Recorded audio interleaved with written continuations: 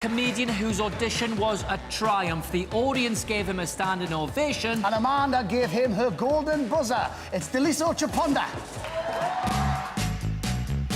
I'm Daliso Chaponda. I'm 37. I'm a Malawian stand-up comedian, and I live in Manchester. So I started doing stand-up comedy in Canada. I was studying computer programming, so I've come a quite sharp left turn. I left Canada. I tried it in South Africa. I wasn't very good, and then I moved to Manchester. I travel all the time. I mean, I've spent a lot of years doing the circuit, doing little pubs, doing slightly bigger theaters. I would like to tour giant rooms, screaming, fans, and just always have an audience for my jokes. Sometimes I think I don't appreciate myself. When I got the Golden Buzzer, it was the last thing I expected. I was so happy. You're bloody hilarious. And I really want you to win the entire series. Thank you so much. Ever since Amanda pressed the Golden Buzzer, I've had those 22-year-old dreams come back into my head and think, you can make it. You'll be the next big thing. You can make it. I've never won a competition.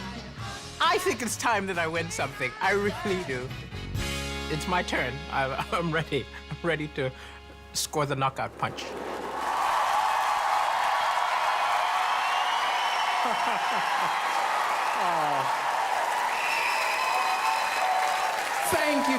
Thank you for that welcome, and thank you, Amanda, for pushing that buzzer.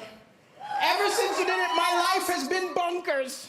People approaching me on the road saying, well done, but the most common question I get is, you're from where? Is it Mali, Maui? It's Malawi. And if any of you don't know where that is, it's where Madonna adopted all the babies from. That's us. Yeah, you're jealous. I do miss my little brother.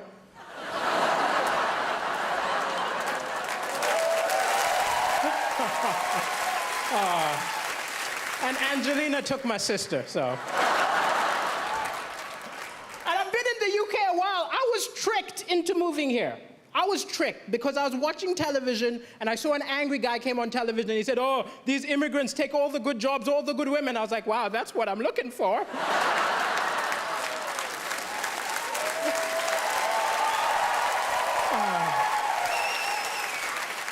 Sometimes comedy, it's hard to laugh sometimes because the news is full of depressing stuff.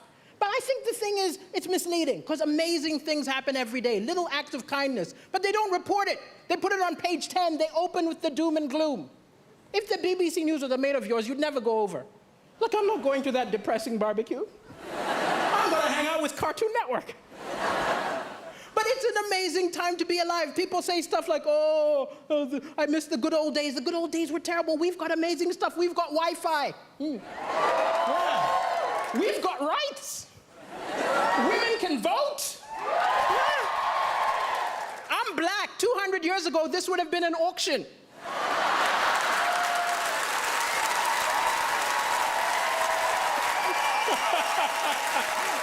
We've come a long way, that's all I'm saying.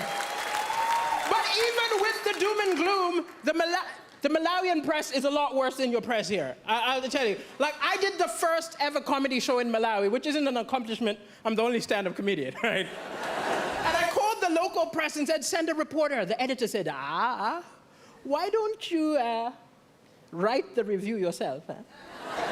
You give me some money, I will say we wrote it. I was disgusted by the total lack of integrity in the Malawian press. But wow, that was the best review I ever got.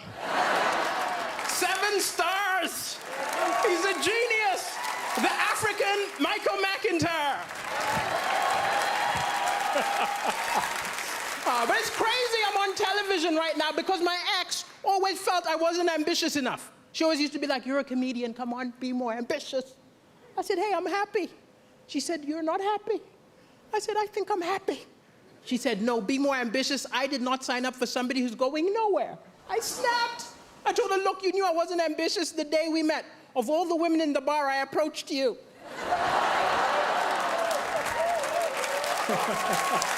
Yeah, you're laughing. I'm single now. And I am looking for love, I'll admit. I'm looking for love, you know, gotta get that citizenship, you know.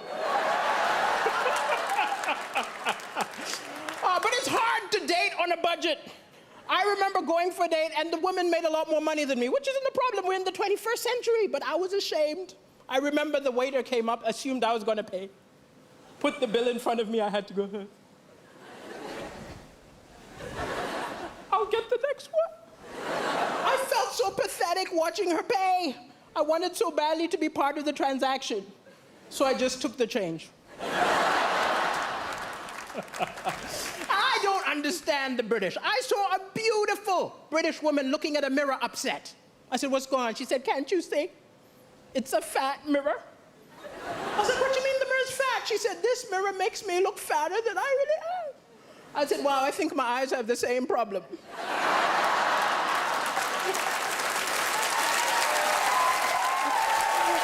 I was not mocking her. Don't be angry with me. It was a cultural misunderstanding. I'm from Africa. It's different. When we see someone overweight, we don't think go on a diet. We're more like, where did you get the food?